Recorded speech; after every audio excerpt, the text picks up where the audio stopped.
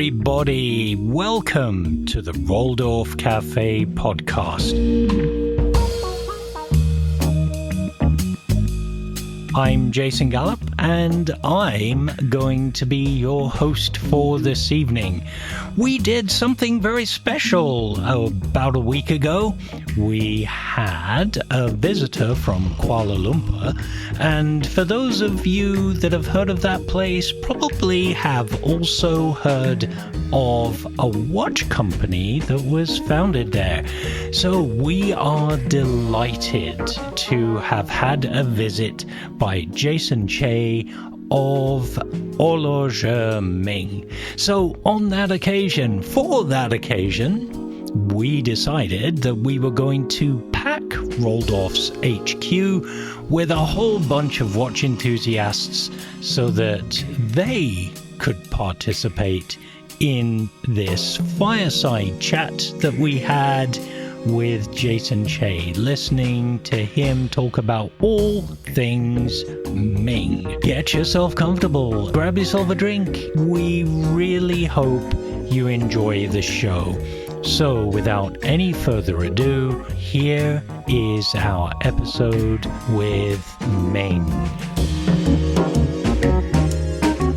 Welcome, everybody. This is awesome. We have a ton of interest in this event tonight, and we're very grateful for Jason to be here with us. For those of you who don't know me, I'm Mary, the Mary and Jason of Roldorf, and our excellent team that we all work together with. Tonight, we're going to be talking about a relatively young watch company that has managed in a remarkably short period of time to develop one of the most recognizable design languages in independent watchmaking.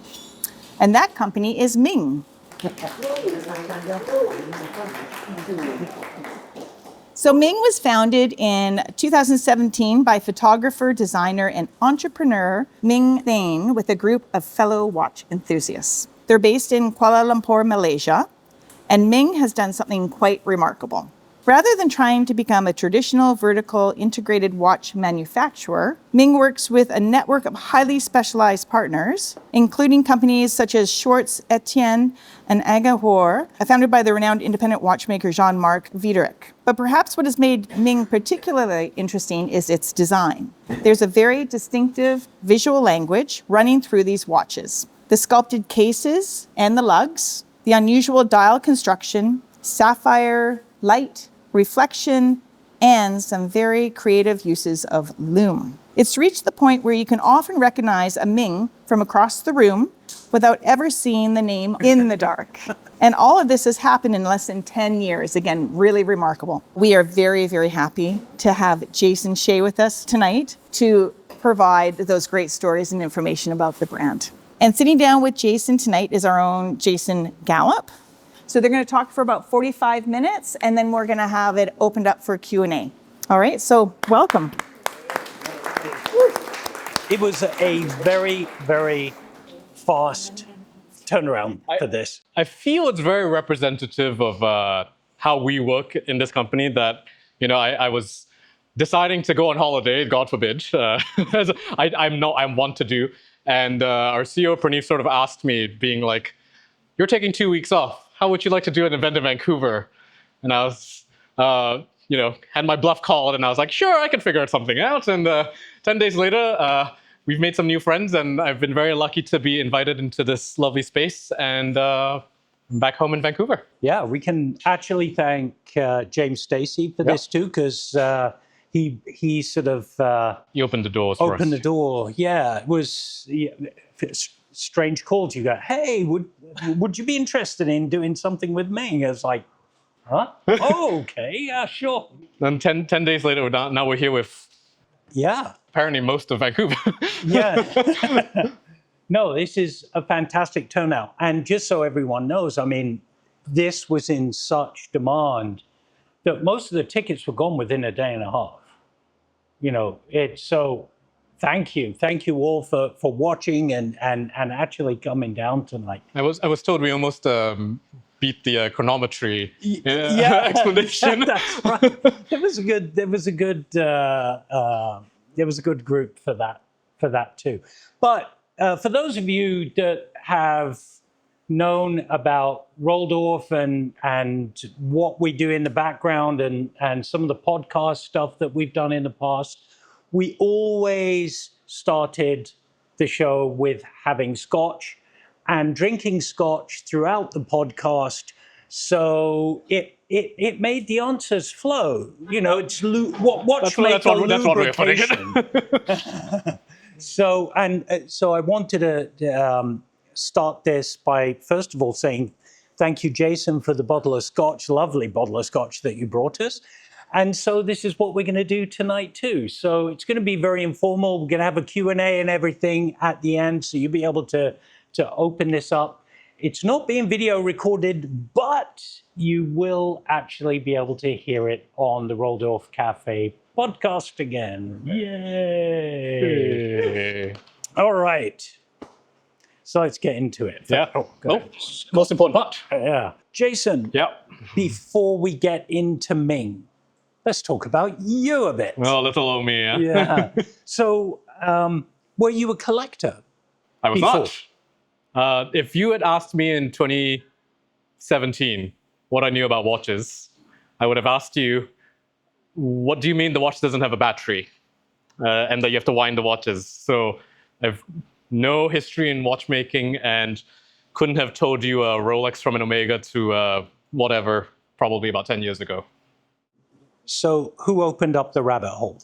It was Ming. How? It's a funny story that. So Ming is a longtime mentor of mine. I learned in part photography through him. I've known him since I was 9 or 10 years old. I attended his wedding. It was really just one of those connections that you make with someone who's older, and you know, someone when you're a young person that you just want someone to give you a little instruction on, like, hey, things aren't going to be easy, but here's how I did it, and you know, you're probably going to be okay. And this is cool to tell to a Vancouver crowd because I used to go to SFU here, and I graduated back in 2023, and I was out of school. You know, again, I have a bad habit of, let's say, asking people for things and then having my bluff called. I messaged Ming on Instagram one day being like, hey, if you have a job for me, let me know. I was back visiting KL for the holidays, and I got a Dropbox link probably several hours later, and he's like, go and edit these photos and then we'll talk. And 2.5 years later, here we are. So outside of Ming watches, do you have a particular watch fetish? Fetish maybes. It's always the like weird things that you run into where you're like, this Jacques Dreux from 20 years ago, it seems interesting, and you go down the rabbit hole. It's the sort of occupational hazard of being with someone like Ming, where he pulls all these things. Like, for the last 2 years, he's been trying to get me an Omega Speedmaster Rattrapant and like get that refinished. And he's like, it's only $2,000. I promise we're going to make this work. And so when you have these like back and forths, I feel like you never really find one brand that you stick to, and working with a brand like Ming, you end up having these things where all these things are doing interesting, and these are things that we don't do, so go and pick those up. So everything from reversos to Speedmasters to your average Datejust, I find just a little bit of joy in. Okay, so what would have been your first watch that outside of Ming? Outside of Ming, oh, okay. It was a Omega Speedmaster. Oh, it's an Omega Dynamic Chronograph. Oh, okay. Which has a I know. It's a funny story. It's this like odd little watch from the 90s, Breguet numerals, tritium lume. The crown sits a bit lower because you have a chronograph module on it, and it has the sort of internal history of being Ming's first watch that he bought. And so it was the kind of thing where, having known Ming for a long time, I was like, you know, I'm trying to figure out how you work as a person. And so that was the first watch that I picked up, in part from also because our CEO Praneeth was trying to sell his, so I bought his. And that's how that turned out. But it's one of those watches that I hang on to, and is like just something really cool. So you mentioned the CEO. Yep. Now, originally, the company was not just founded by Ming. Yeah. it was a small group of watch enthusiasts. So tell us a little bit about that. So Ming started as probably something that shouldn't have happened between six friends on a flight back from, I think it would have been Basel or one of those watch fairs where, six fellas come together, probably have too much beef noodles and too many drinks, and they are talking about, we didn't have the best experience with watches, and so what if we did something? It was 2017, so you have to remember at that time, it's like people weren't used to buying watches online, but it was a time where e-commerce was opening up, supply chains were opening up, and it just sort of like lightning in a bottle was a time when these guys were like, okay, let's put out a brand. Maybe we'll do like one piece at like $900, and then we'll do something a bit more interesting at a slightly higher price point, and this will be the thing that we're known for. And you sort of fast forward 9 years, and you're like, now we're a team of 15 people. We have actual customer service, a production team in Switzerland, and it went from this little dream that six guys had to, we have a brand now, and we have like clients that we need to look after, and people who turn up to talks like this. So Ming features in the name. Yes. So how did that come to be? How was that figured out? So I believe in Ming's own words, it was, they tried a few names. Yeah. They were like, we could revive something from the 1800s, but that felt disingenuous given the designs. And eventually the five other guys came by and was like, please take responsibility for your children, and we're going to put your name on the dial. Yeah. And it's the reason why with our designs, we find that we have to be able to stand behind every line, every curve in the dial, every curve in the case, what strap goes on it, how the experience is, what packaging it comes in, because this is as close to family business, as close as it can get for someone like Ming, where his name's on the dial. With any kind of R&D, yes, and having an idea on a plane, yeah, to actually starting to sketch it, yeah, where did that design language really start to come into its own? So 1701, which was released in 2017, was not the first watch that Ming released. It's not the first watch that Ming designed, rather. It was the first watch that was released, but Ming had probably been designing for up of 10 to 15 years at this point. And that's where that experience as a collector and just seeing things over time, and his background as a photographer, you tend to notice small details, and you're like, how this thing catches the light, how this strap interfaces with where it exits on the case. And so Ming would always be sketching, and he's just the kind of person who you can't tell him not to do something. And so he's been designing for probably about 20 years before the first watches come about. And you see that sort of, if you want to call it lineage or heritage, which we honestly, beyond what Ming has done, we have very little of.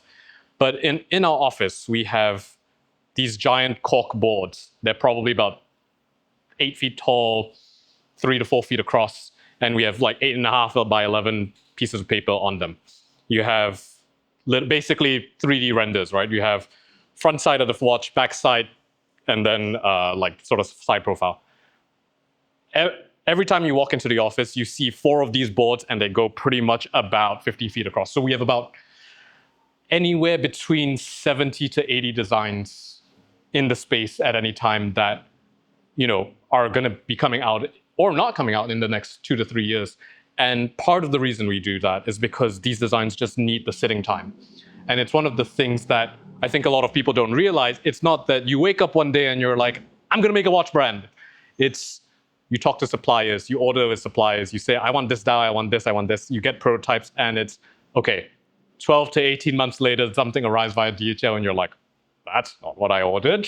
Yeah. Yes. And when it comes to production, it's a lot of that. It's why over time we've taken more control of the process. So our watches are designed by Ming, and they come from Ming. He makes the 3D files, and it gets to the point where you take a 3D file, you send it off to the supplier, they can take a CNC, they start cutting from that file. They apply whatever tolerances here and there to make sure that things fit and you get what you're expecting. But that's the level of control that we go to when it comes to design. Does Ming start thinking about a design first or a movement? Or does the design comes first and then starts digging for the right movement? I find that in my experience, because so we're up to, we think of our watches in design languages, right? We've done first generation, second generation, third generation. We don't do four because it's unlucky in Asia, and now we're on to our fifth generation.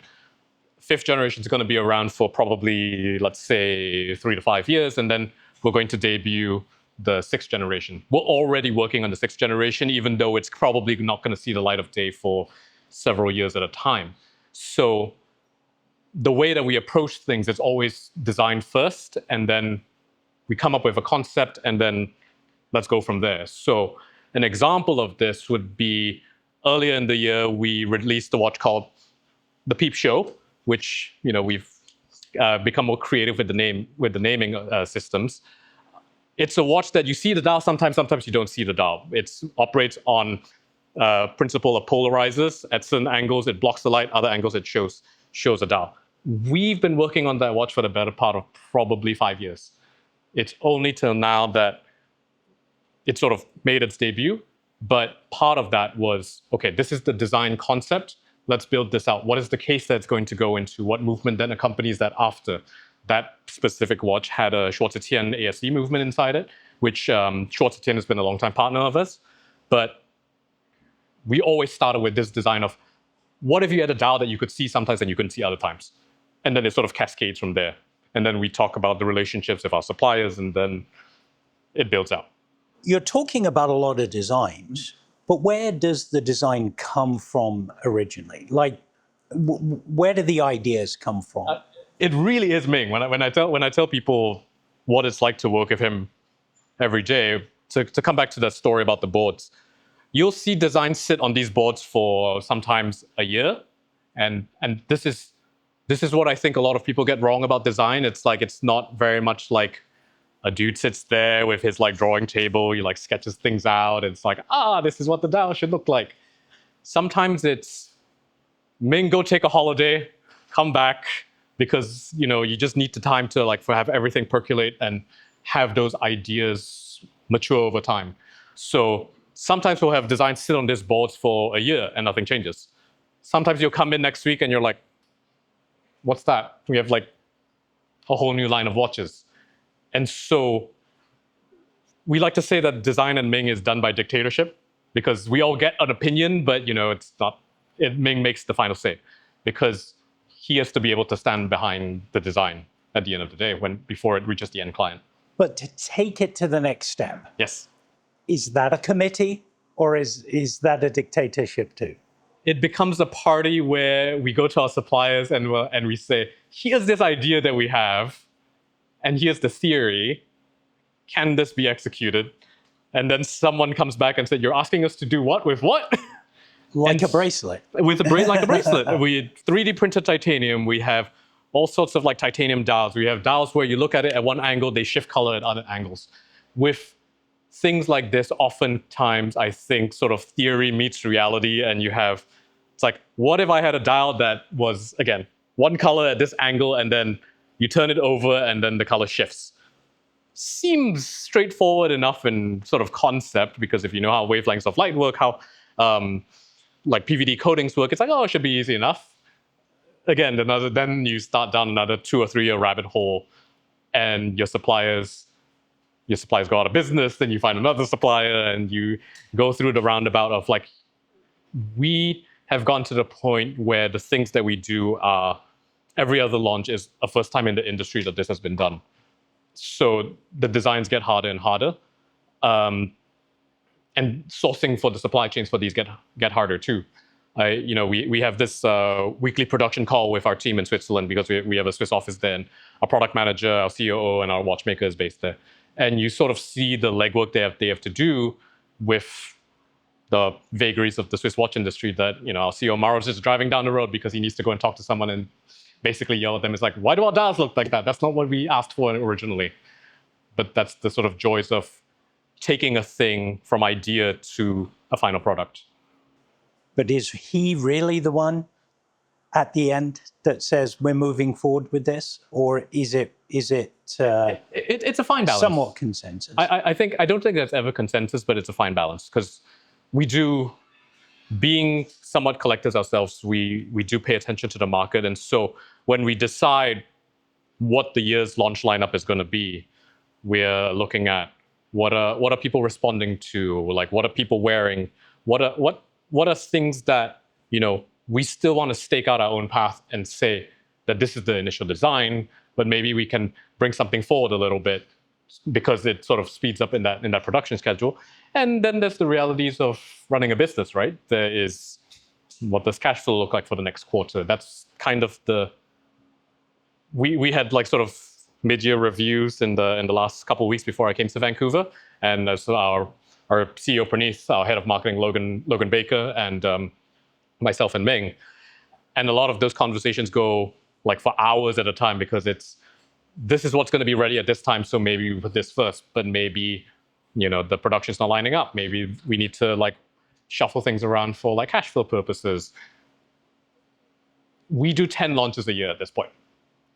It is no short of a tiny miracle that every single month we basically are trying to pull a launch out of somewhere and pull things together and say that this is going to be the thing that is going to get people excited. It has to line up with people's buying habits. Maybe someone's having like a promotion, and we recognize that for the end client, and also we need to make the things that we would wear on our wrist as well. I know that it is very difficult for independent brands to actually reach out. Yeah. Because many of the independent brands are direct to customers. You look at most independent brands, they've gone that way. So when it comes down to launching, what truly is the strategy there? How do you get the watches out there, or is it just shows? Like, what's the strategy? We didn't start out as being direct to customer as the thing that we wanted to do, right? With the first few watches, it was really Ming brought some watches to some big time retailers, and they were like, why would we take a risk on you? It's like, who are you, right? And again, this is where sort of like all the stars align, that you could even ask the question of what it would be like to launch something direct to customer online, sight unseen, other than the photos that Ming takes. And so we've sort of taken that strategy and built it out over time and developed along with the market. So in 2024 was when we announced our first retailers. We started with the US with Collective Horology, gents who really champion independent watchmaking. They're really not interested in bringing the sort of mainstream product, and they want to share their love of this really niche industry, right? And that's kind of what we look for with our partners. And so to sort of come back to your original question of like, what we sort of are kind of reactive in that way, right? It's like we know we have a very strong customer base that, I see some faces here of just like folks who have supported us from the early days, but it's also recognizing the reality of current business conditions.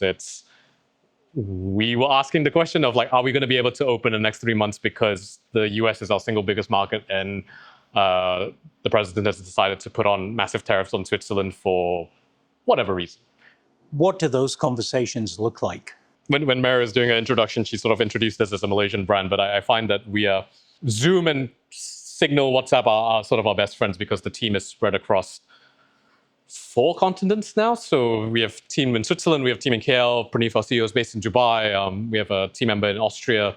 Sometimes we do events like this where we're in North America. It's someone puts a message in our group chat and it's like, oh no. It's usually how it starts. ... Tariffs have kicked into saying, what are we going to do? And it's tough conversations, right? It's conversations about where are we going to cut back? Where are we going to like sort of rationalize the business? Look at the lineup that we have now. At the end of last year, we looked at the lineup of watches and said, maybe the watches look a particular way. We want to bring in more color, that kind of thing. Maybe this line of watches that is not ready for debut, it's like it kind of has to be ready. It has to meet the moment because we kind of need it to. And so those conversations are difficult, but that's kind of always how the business has been. And it's kind of the thing where, I love coffee, so I like turn up to the office in the morning and I make my first pour over at probably like 9:30 in the morning. And then Switzerland wakes up around 1 or 2 p.m. and that's when the messages start coming in. And so it's like, I'll take the first half an hour to just sort of sit there and answer all my emails. And then the messages start coming in. It's like, okay, it's that kind of day again. And then we just keep going along. I'm going to hang on to Switzerland there for a second. Yeah. It's challenging to do business with the Swiss. To put it mildly. Yeah. We love them, but also to put it mildly. It's even more challenging when you're not Swiss or even from the European Union. Yeah. So how did that go for you guys? So we set up our Swiss office in 2024. We've been working, but it's a funny thing because our COO and our project manager, Mauro and Luke, they've been with us from the very start. They used to work at Short Tien.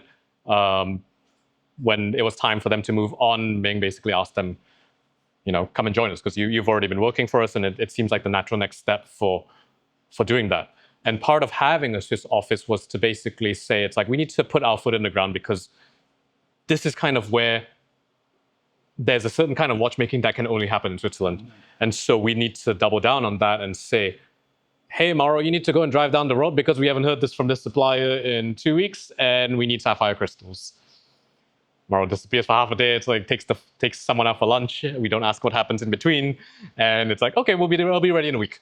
It is still really difficult though, and it's why we, sometimes we get called a Malaysian Swiss brand, but we are about as international as it gets. We have a supply chain in Asia for certain things. For some of our more recent releases, we have dials that are made in the US. We have cases that have been coated in Finland and hands that have come from Korea. It's the thing of working with the best people that we can. And sometimes that's Switzerland. Sometimes there are things where, hey, maybe the guy who has been doing this for 20 years really is the person to assemble this like line of watches that need to look this way. You've mentioned working in the US with people in the US. Yes. And there's that dichotomy of having hardships with being able to get everything into the US. So that in itself is very interesting. But I have to say, working with Shapiro is genius. Absolute genius. The cool thing about the relationship with Josh is that it came so naturally, I suppose, because he's been a long-time friend of the brand. Right. He's made cases for us in the past. We've just sort of always admired what he does. And for some of you that may not know, Josh Shapiro, only person in the US to make a Made in America watch with the Resurgence, 80 to 90% made in America. And the sort of hoops that you have to jump through to get to that point versus like the Swiss made mark, for example, is something that we always like look up to him. I mean, when I met Josh for the first time, I loved the watches, but the thing that I wanted to talk to him about was that he was a history teacher. And so we are sort of very aligned in that idea of like we do things differently, you're a friend. And so when it came down to it, with the Lightning, for example, that we released a couple of months ago, it was the thing of, hey, we actually never worked together on a watch. And the stars aligned, and we're always surprised by how these watches are received. But it was really cool to have people sort of talk about this. What I find absolutely stunning about this is that you work with Josh. Yeah. You don't just go, okay, what can we do with the dial and engine turn it? Yeah. Okay. Most people would kind of stop right there. Yeah. Right? And not go any further. They would be like, okay, we're going to have this absolutely stunning engine turn dial. Maybe we'll try and maybe you want to explain a little bit about engine turning and why it's so traditional, but also interesting as a topic. Okay, we'll do this by a show of hands. How many people understand what engine turn dials are? I see maybe 8 hands. Out of those 8 people, do you just recognize them and then go engine turn, or do you actually know the process? You know the process? Sort of nods. Yeah. Okay, so like most things in watchmaking, art and science really have to blend. And when it comes down to engine turning, this was something that was very, very prominent back in the 1800s, where cases are being turned on lathes. Everything was being done by a lathe. And there was a way to actually change the way the lathe operated. So a lathe is a tool that's spinning a piece of metal, right? And it's typically just making cuts. And you would shape it. But when you actually turn this into a dial, right, you're not just cutting a dial down to thickness, you're actually putting an engraving mark in it. Very, very similar to a way a hand engraver would hand engrave a ring or a case of a watch. But this is actually being done by an engine. It's rotating and it has eccentricities to it to be able to create a pattern. Back in the 70s, there was a very, very popular game where I forget the name of it. You put a pencil into this thing, you just start drawing circles, and all of a sudden, spirograph. And that's exactly what it is. So the thing here is that many people would be like, oh yeah, we're going to engine turn this and then we're going to paint it. Or we're going to paint it and then engine turn it and then leave it. And it's going to look beautiful. We'll put the engine turning on the outside. We'll put the engine turning on the inside. What happened here was very different. Now, I want you to explain that. So the watch we're talking about was released a couple months ago. It's the 3706 Lightning. And it features a titanium dial with a guilloche pattern. So when you engine turn something, the sort of traditional French word for it is guilloche, and that's how you get these kind of patterns. So Josh found the pattern in, I think it was a book of guilloche patterns, actually. So it's a very, very traditional pattern, but we think has never been done before. He cuts them into a titanium dial, and the decision to use a titanium dial is very conscious, because then those dials are done in California. They get shipped to us in Kuala Lumpur, and Ming takes a blowtorch to them. And when you heat titanium, it goes through a spectrum of colors. You get these wonderful like orange, yellow, golds, blues, and purples. But the sort of precision that's required is that you'll see a dial that has gold in the center with blue on the outside, and it's a difference of maybe 50 degrees. And one of the things that we wanted to do with this was that it has this like wonderful gradient where you go from warm in the center to cool at the outer bits, which means that you have to do it radially, and you can't just anodize it. Normally you would put it in a bath, you apply an electrical current, you get a very consistent color. This we wanted to take one step further and so every single dial that's in the Lightning is going to be slightly different. It's going to have these gradients that go from warm to cool, but sort of with different variations. So to answer your first question, the tongue-in-cheek answer to like why we decided to like blowtorch them instead of just anodizing them is because, you know, Ming likes to have a cigar every now and then, and we figured we just need to expense the blowtorches somehow. So I was like, oh, just get some butane and everything, and this is what we'll do. But the real answer, I suppose, is why not? And, you know, it's Josh and his team in California, they run a really wonderful operation there's a lot of younger folks in the like absolutely. 20s and 30s doing a craft that in parts of Switzerland, people see it as this like old man's trade, right? And there's an appreciation for that kind of art. And we kind of wanted to meet the moment and not just provide the things that we think that we're good at, with just cases, straps, and just the overall wearing experience. But Ming wanted to go and make some dials. And so now we have this thing where 1 in 3 dials makes it into an actual watch. But every few weeks in our office in KL, we get a DHL shipment, and I go and make sure that the fire extinguisher is filled, and Ming starts making dials. It's always a fun day because you sort of walk into the office and you just hear like a little like whirring sound, and you're like, "What's that? I smell something burning." It's just another day in the office. That means there's something different here in Vancouver, but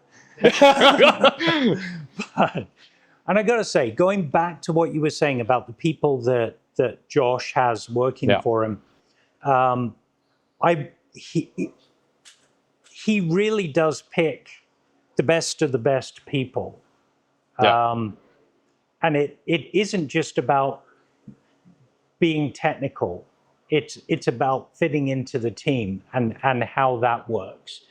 And I followed him for many years, and there was a young watchmaker from Vancouver, Brian, he's a lovely chap. Yeah, absolutely. And he came in to visit me even before he was a watchmaker. Just absolutely gung ho on a path in his mind.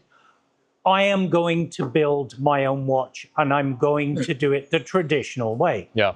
Now, if somebody came in to your shop that actually said that to you, that was that young, you sit them down with a bottle of scotch. Yeah, you do, because there is something very, very special there. Because what 18 or 19-year-old, 20-year-old actually starts thinking that deeply about the trade, not just about, hey, I want to know how to take watches apart and put them back together. Oh no, so that's where you stop. He was coming in right at the high end.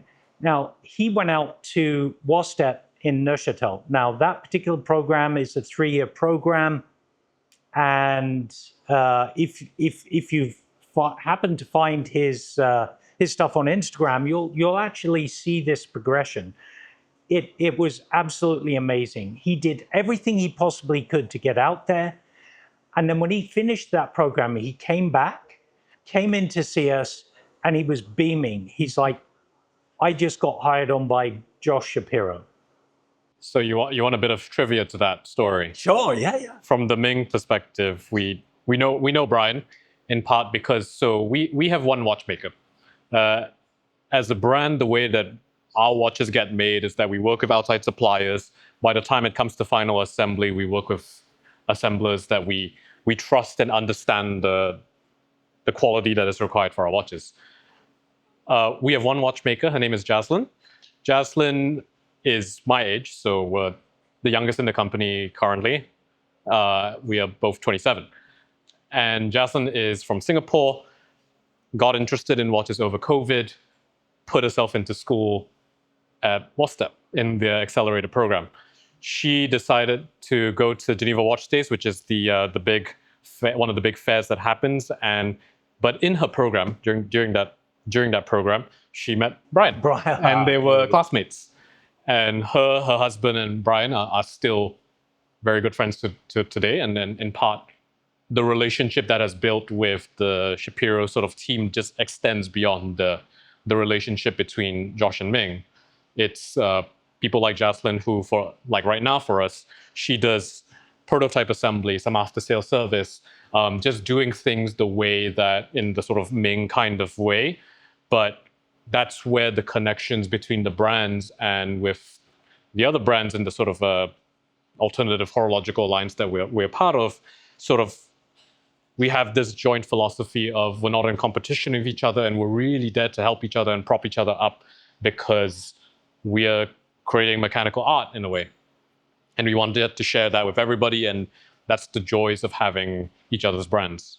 Those connections, I cannot state more, at watchmaking school are so important.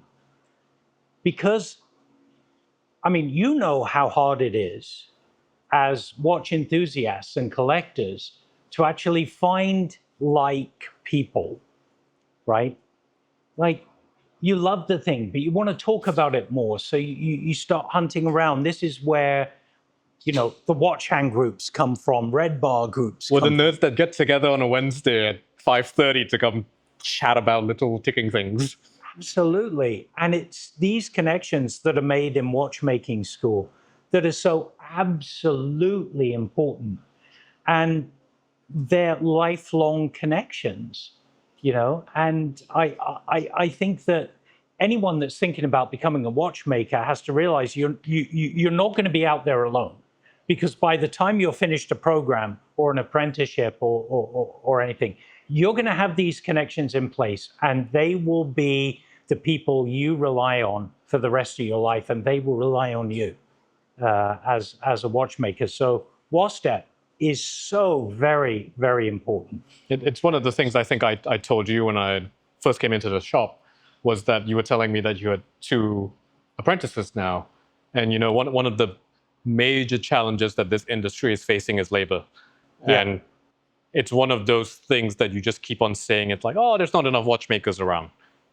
But it's really something that's not easy to solve. So it's something that I was telling the team. It's like, you're someone who is really putting your money where your mouth is and saying, I'm going to teach that sort of next generation with all the hardships that are going to come with it, of this being a very niche industry and being a trade that a very dedicated but a very small number of people appreciate.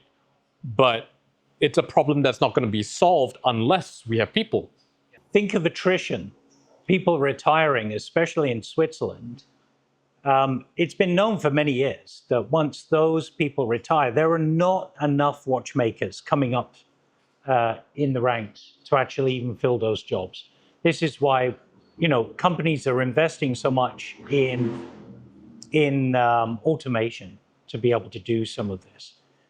Some other brands that are bucking that curve are brands like Nomos, right? That if you ever get a chance to go to Nomos, walk around their workshops and see exactly what they're doing. You've got watchmakers assembling watches, doing all those tasks that would otherwise be done by machines, right? You've seen the Tudor videos, right? Robots coming across the floor and dropping off things here, there, and everywhere. Imagine a place like this in a loft upstairs, and you've got like 8 to 12, 15 watchmakers, all doing different parts of that assembly. It's truly amazing. But the problem is there's not enough schools, right, to bring people in. And so this is something that everyone has to be very conscious of, because this thing is very delicate. It's worth telling people, right? It's like you have a movement that beats like 18,000 times a minute. If you're off by like several points of a percent, your time is going to be off by hours, minutes. Yeah. These are things that are very sensitive and carry so much weight from a mechanical point of view. Part of what the joys of a really nice watch is that you're bringing all these things together of it's mechanics, it's metallurgy, it's jewelry, it's art, it's all these things that have to, again, stars aligning, really, that have to come together for you to have that thing that's on your wrist and is going to live with you. It's going to pick up scratches. It's going to be knocked about if you're clumsy like I am. Yeah. And there's a curse to that beauty, because you love it, but you're going to notice the moment something changes. And then you're going to be like, oh my God. And then you come to Roldorf and you... Well, you've got to come to someone, and you just hope that someone's there that knows what they're doing, no matter where you are in the world. So this is a key thing. But let's move on. Let's move past my pulpit there. And so tell us some fun things about what people don't see behind the scenes. I mean, you've alluded to Scotch, and while you're explaining this, I can, if you would like, I can pour you another one. Let's have another. And so tell us what goes on behind the scenes. So maybe we should start with my job title. I say that I'm like creative producer, this is a job title that I've bestowed upon myself because I have such power within the company. Because the joys of being in a tiny company like this is that you get to be responsible for a lot of things, but then you sort of talk to people about, elevator pitch, tell me what you do. And I'm like, well, I do some social media things, but also sometimes I handle production. Sometimes I handle all our video and editing. I also run our 3D printer farm that we have in the office, make sure that our fire extinguishers are stocked. Sometimes I transport dials. And it really is the kind of thing where just by being here for a short 2.5 years, I think I was telling someone, it's like by the end of this year, I'll have done 25 launches. And at this point, I've done every single job imaginable in the company. And I've seen when things go really right, and I've seen when things go less right, and we are all scrambling the day before to get a launch out. Okay, so less right. Yeah, let's start Everyone wants to hear the horror stories. I'll tell the story of the first launch that I did. 3709 Bluefin.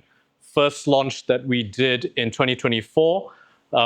Highlights were sapphire dial with like color shift, with a coating that sort of went blue to black. Really interesting. First time we've done a certain kind of rubber straps. First launch that we did, I believe, in 2024. And 5 months after I had joined the company. We had to sell these watches or we would have gone under. And the sort of unsavory story to that launch, which ended up winning the GPHG, which for some of you that may not know, it's the sort of like Oscars of watchmaking. It won the Sports Watch Prize in 2025, or 2024, I want to say, end of 2024. It seems really great from the outside, but when this launch was going to happen, the dial that it had, remember what I told you, it goes from blue to black. It wasn't supposed to be called the Bluefin. It was supposed to be a dial that was sort of more iridescent, was supposed to be... We launched in our 8th anniversary last year, the 5704 Iris, which had a color shifting dial. So that dial, when you look at it, goes from purple to green to blue to oranges. That dial was supposed to be in the Bluefin. Bluefin was supposed to launch at the middle of May. I arrive in KL, let's say April, after packing up my bags from Vancouver and moving my life across the world. And we're like, oh, don't worry, it'll be, and the middle of May, everything's already settled, we're good to go. I arrive in KL last week of April. We get a production update that says, the supplier has said, these dials are not happening. They said, we're canceling your order of 500 watches or whatever it is. This is the first launch of the year. We need all the cash from this or we are going under. So 1 week later, Ming is not so happy, probably smokes a few cigars, has a little bit of scotch in between. Whole new design comes up. Blue dial that shifts, piece of sapphire, has a coating applied to the back of it. And this is a whole new design. That's the watch that gets launched, but not quite. We're supposed to have prototypes arrive to our office first week of May. Gets delayed. We're supposed to send watches out Monday. Watches were supposed to be delivered on Friday. Friday comes and goes, doesn't come up. Saturday, 1 p.m., watches arrive. It's like, okay, Ming is going to start photographing. I will start retouching because that was the first role that I had. It's my job when I first started with this company was to just take dust off on a giant 27-inch monitor. I just sit there and take the dust off the watches. So 1 p.m. on Saturday, Ming starts photographing. He takes a few images. I start retouching. And it's that for the next 36 hours. I'm at the office until 4 in the morning. At about 8 p.m., Ming calls me into the studio and is like, okay, we need some underwater shots. Bring out the fishbowl and the San Pellegrino, start pouring. And it's like, okay, we have too much Pellegrino, pour it out. We've made some 3D printed like props. Oh no, they're floating. Everything you can imagine that goes wrong, goes wrong. And at about 4 a.m., I text him and said, I think I'm done with retouching the photo set. Mind you, I'd started about a day and a half earlier. It's like, okay, 7 a.m. rolls around Monday. we hand the watches over to DHL, and it's like, okay, now it's going for press review. Half a year later, we've sold a few more watches. That watch wins the GPHG, and it's like, well, okay. Gray hair inducing. And I'm 27. Well, I was 25 at the time. Seriously. All right. All right. Scotch. Oh, yes, absolutely. So this is about you. Okay. Fast, personal, fun. Don't freak out. All right. So, Yes. collector, looking at any watch that's out there, doesn't matter what. Price point. What would you go for, vintage or modern?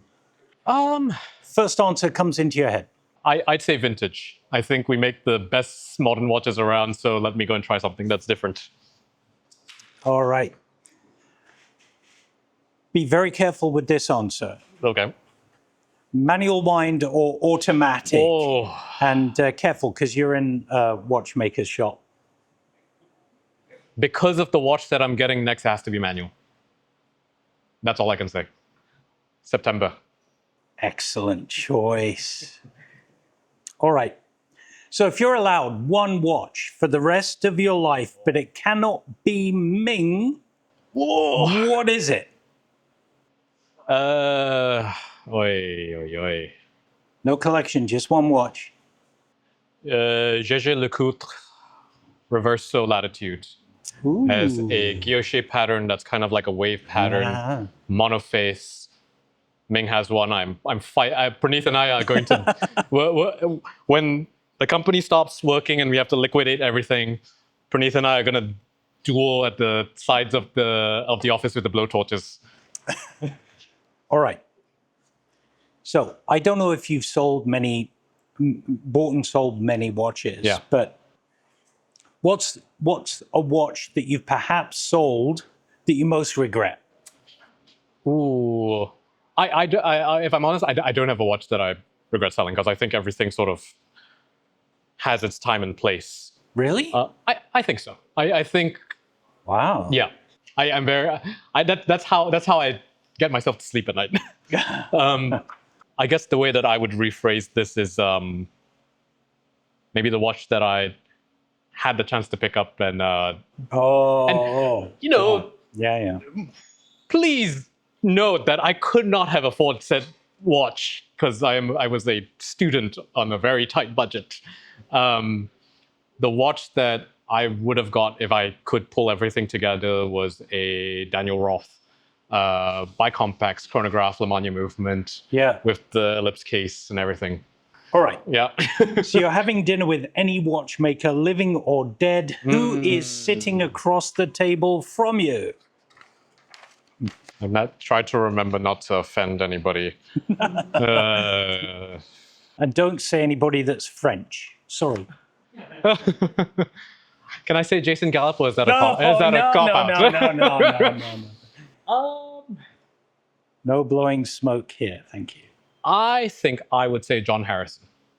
Excellent. Why? So, again, this is not a video podcast, so nobody's going to see this. I single-handedly have raised the per capita tattooing in the office probably by a couple. The only watch-related tattoo I have and probably will ever get is this sort of spiral that I have that wraps around my arm, and it is in reference to the Harrison H4.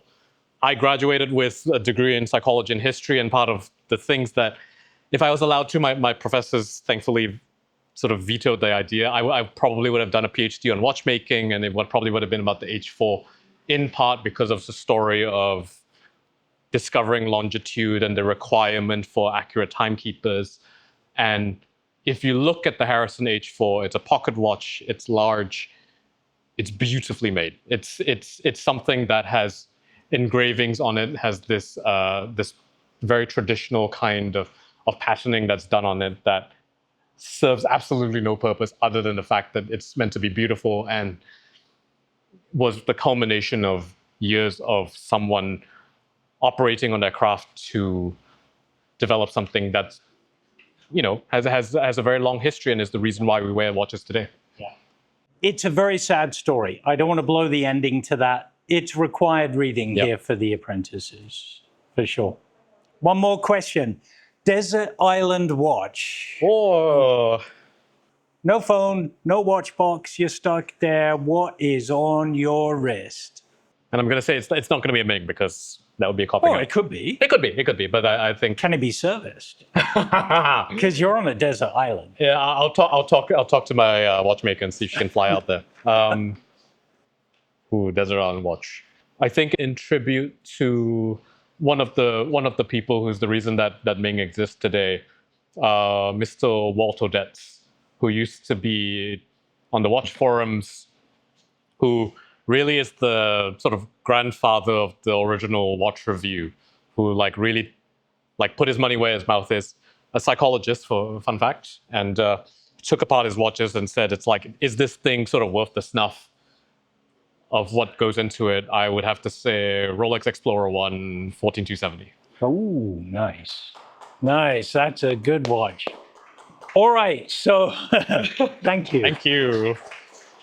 Okay. So what we're going to do is now we're going to open it up to some questions from you guys. All I ask is that you put your hand up because we've got a microphone here because we've struggled with this in the past. And we'll bring the microphone over to you so you can ask your question and then we'll answer it for you. Yeah, question is regarding the polymesh. You guys make great watches. What was the concept or the idea that kind of registered that said, hey, maybe we'll do a 3D polymesh bracelet? So I'm sure a lot of you are here to sort of see this thing, but if you don't know what the gentleman is talking about, the polymesh is what we think is the first ever bracelet strap hybrid that's basically made out of 3D printed titanium. And that, as a project, holds sort of a special place for me because I run the 3D printers in the office.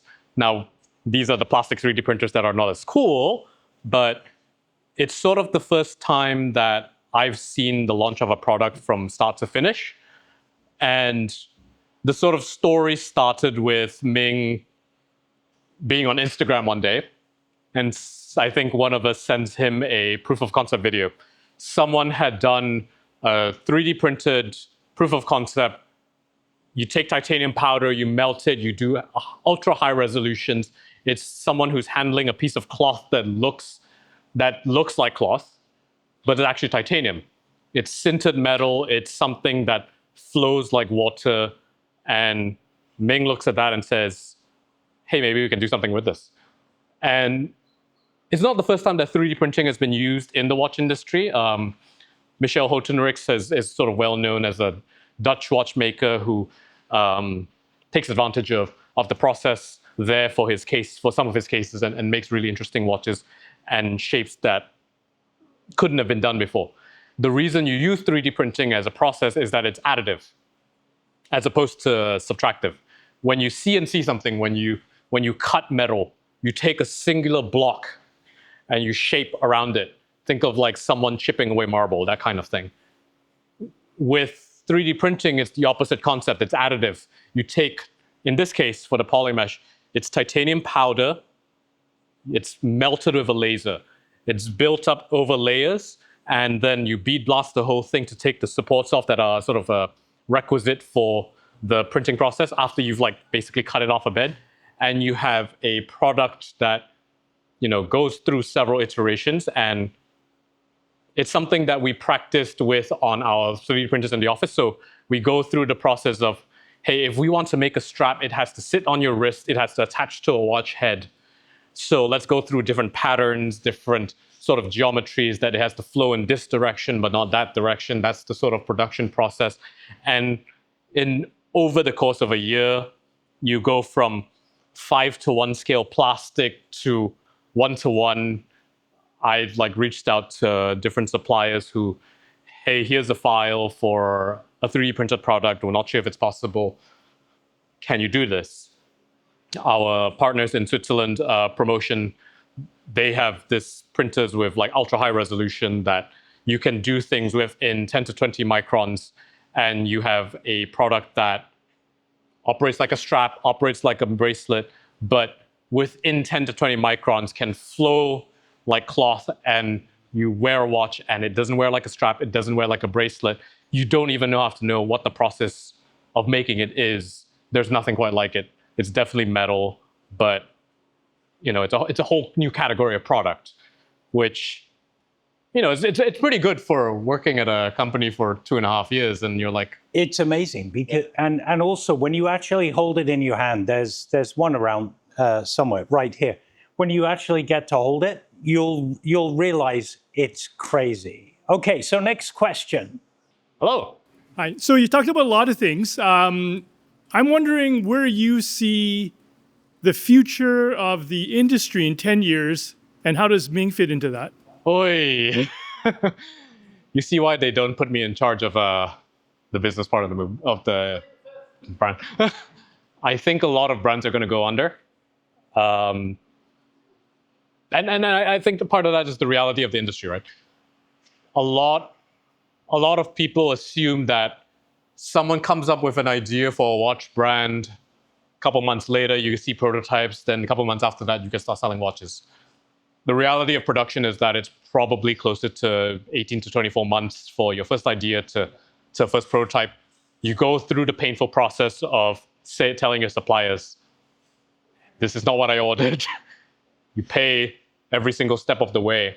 So I think you see a lot of the brands that exist currently, they were probably ideas of the sort of hype and like free-flowing cash that was available during COVID. And you're sort of only seeing the fruits of that right now. And you'll see a lot of brands. The story that I was telling about the boards, I think part of the reason that I bring that is that we're a brand that has no history, but we think about things on a much longer time scale. We're thinking about product 3 or 4 years down the road. There are a lot of brands in existence right now who, no fault of their own, because I think I commend anybody who sort of takes that step to start a business, start a design. But there are a lot of brands where they haven't thought past the first product, and then it comes you get a lot of hype, you get a lot of sales for the first thing. You're like, oh, everything's going so good. Now it's time for your follow-up. Can you deliver? And I've been very lucky to say that next year is going to be our 10th anniversary. In 10 years, we've done 90 plus references. By our 10th anniversary, we're looking at probably reference 100. We have delivered probably close to 20,000 watches. It's a small number in comparison to some of the bigger brands, but every time I go to an event, someone tells me, one of the things I appreciate about your brand is that I can, no matter what, I can spot them across the room. And I don't think a lot of people can say that. And so in terms of where we fit in, I mean, we hope to be here for another 10 years at minimum. And beyond that, well, I'll have to pay you a lot of money to have that kind of crystal ball. All right, next question. So we've talked about a lot of ideas. We've talked about a lot of innovation. So in that context, doing a lot of things for the first time, what is your perspective on intellectual property? We have become very good at it. Or rather, of the sort of original 6 co-founders, I think only one of them is an actual lawyer, but the rest of the co-founders, and also myself to a smaller extent, is we've all become very good at studying intellectual property law and the ways in which that tiny distinctions can give you a very unique product. So, and that sort of comes in contrast with being a brand that, the watch that I'm wearing today, the Starfield, has 2 patents just for the bracelet. It has toolless link adjustment, it has micro adjustment in the clasp that we could file a patent for, and it has been filed. With the polymesh, we looked at it as a product and said, okay, we can't patent the process, but maybe we can patent the design and the sort of geometry that allows it to have that flow and attached to a watch. We've gotten to the point where we have a watch that's coming out in the next month, in the next 2 weeks, which I have to go and chase my video editor about, that watch is also going to have another patent on it. It's the kind of thing where when you keep pushing the boundaries of, like you said, innovation and design and technology, that you quickly run into the fact that it's like, hey, nobody has done this before, and so maybe we should file patent. But what are the sort of narrow categories that you can then slot into and build something that's like truly unique? How about jurisdictions? Well, that's the tricky bit, right? It's that you have to understand that, hey, you're a watch brand. Maybe you can't file things in like the jewelry category. Maybe you are a watch brand that, like you have someone who's like infringing on your logo, but it's only in like a particular region. It's why we've all sat up basically Googling different things, and you Google something and it's like, hey, this is a complication we're maybe going to be exploring in like a year from now. We should probably patent it. It's like you put into your Google search, it's like, has there been a patent filed for said maybe like acoustic system? And you're like, oh no, we're going to be here a few weeks. Yeah. All right. Question in front. Thanks a lot for joining us today. So this whole thing started with you talking about getting this opportunity because a friend of yours who was older took you under their wing and gave you an opportunity. Yeah. Could you tell us about someone that you're taking under your wing right now who you're really excited about? Top secret. It's totally not like a podcast recording or anything. In January of 2026, we took on our first intern. And it was a learning curve for a lot of us, all right? It's the kind of brand which, as I said earlier, all the ideas come from Ming himself. And so part of taking on an intern is not only for future planning and the idea of, hey, what if one day that Ming decides he doesn't want to design watches anymore and he needs someone to like take it over and run with it? I think you've seen that transition happen better with some brands versus others. Like I think if you look at a brand like MB&F, it's been done particularly well, where Second Max has been around the scene for a long time and has taken on that role. And for us, the idea of taking on an intern was, it's not only an opportunity for a younger person here, but it's also for us to understand we don't do things like a typical watch brand does. How does that translate to teaching someone to do this? And so this person, who you will see more of in probably the coming months, joined us for the better part of a month. She's American, and she came to Asia and like spent some time with us for the better part of a month and really got to learn the ropes of how to do things the Ming way, which in part is Ming tells you, hey, this all looks wrong. And then I come in and sneak in behind it. It's like, trust me, he could have said things that are worse. Yeah. And you've actually done okay. And this person is going to be coming on not just to help with Ming's things, but also because we may or may not be starting a second brand that has some other things going on. It's going to be watches sort of, I might be involved sort of, and it's going to be fun, it's going to be different. And one of the only reasons that we were able to do this is that we brought on this person, and the phrasing you used was to bring someone under my wing. I think it's more of, here's this person that came in and I'm like, this is a young person. This is someone she's 21, she's fresh out of school. It's like, but holy crap, you show so much promise, and we want you to not get all these like terrible influences. So let's work on something together rather than getting you to make graphics where you're just trying to figure out where the logo goes on the thing. Let's actually build something together. And it's one of the things that I'm like really excited about. One more question. You can't put two fingers up at a British person, you know, that all of a sudden, Careful which you're you facing. might end up with a black eye.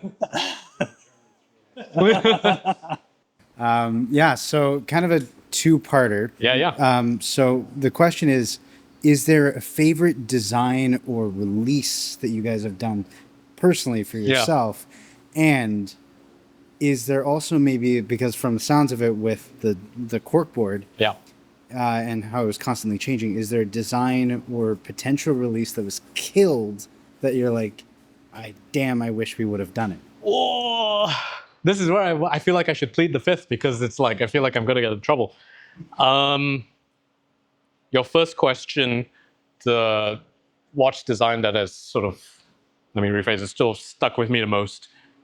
When I joined, one of the first watches I got was a 1703, which was one of the first GMTs that we made. The first release that I did was the Bluefin, which I did end up getting for myself. But the sort of watch that sort of stuck around for me the longest, and I've been very lucky to be able to say that I marked 2 years of being with the company with the acquisition of this piece, was our 2901 World Timer. It's a World Timer that's 40 millimeters, hollowed lugs, sapphire dial, multi-part, has like a blue gradient that sort of travels around the case. Really sort of amazing piece, and one of those watches that had a story before I got one, and will have stories after, as I take it along with me and say, this is the piece that I'm acquiring to mark a couple of years of being in the company, and long may it continue. May sort of the thing that I get to create more stories with, because I think being on the brand side, sometimes we have these stories of like, this is why this launch was so hard, and this is why my life is so hard, because I'm making watches. They're just watches, guys. But this is the kind of thing where I think the pieces that stay longest with you and stay in your collection are the things that you develop stories with, is the kind of thing that I hope to take with me across many things, in the same way that the first watch that I received has done, right? And then like that story continues. A bit lighter, this thing that has been killed. I don't think there's any one particular design that sticks out as having like, oh, we killed this and it's so sad, because I think everything sort of has its time, and when we know the reason why it's killed. But the way that design operates with us is that for every design that makes it, there's about 10 that don't. We have a running graveyard of designs that didn't make it, right? And it's just those same A4 sheets or 8.5 by 11 sheets of paper that basically say, they're coming off the board, this is not happening, whether by vagaries of supply chain issues, the design doesn't work, we just couldn't pull it together, right? And I think it's more those stories that stick with us of, hey, I feel like we could have brought this thing to collectors, and those ones are the ones that kind of stick with me. But at the same time, I look at the things that are coming up, especially as we enter our 10th year, and I'm like, holy crap, there are some exciting things that are coming. The nice thing about that, though, is those designs never die. No. They're put away, so they may have a moment in the future. And that's it an just interesting may point. not be today or next year. Well, it's an interesting point that you bring up, because Ming sort of describes design this way, right? It's like every time you make a design, you learn something from it. It's you learn more about a process, about how to make a case, how to make a dial, how to make different things. The story that I told earlier about the Bluefin with that dial that's supposed to shift color and didn't end up being in the final watch did turn up in a watch a year later. And it's one of those things where it's like, okay, we learned, hey, maybe this supplier relationship didn't work out, but the design as a concept did. And those things do survive. And that's what I'm really excited about the upcoming stuff, is that these designs evolve, and we're given permission as a brand that doesn't have to answer to any big groups or any like sort of major investors that have that kind of sway, that can say that we can say, it's like, this is not right for right now. Let's go and take it back and let's try something a little bit different. And when it's ready, then it'll be released. Jason, thank you so much. Thank you, sir.